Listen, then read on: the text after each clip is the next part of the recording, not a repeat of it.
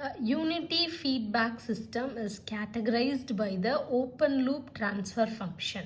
G of s is equal to 1 divided by s 0.5 s plus 1 0.2 s plus 1. Determine the steady state error to unit step, unit ramp and unit parabolic inputs.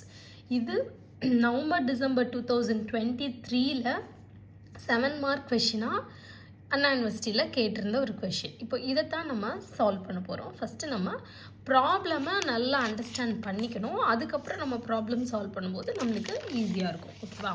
First இப்போ given என்ன கொடுத்துருக்காங்க, unity feedback system with open loop transfer function வந்து G of S உங்களுக்கு கொடுத்துட்டாங்க இல்லையா, 1 divided by S 0.5 S plus 1 0.2 s plus 1 இது வந்து கொடுத்துருக்காங்க.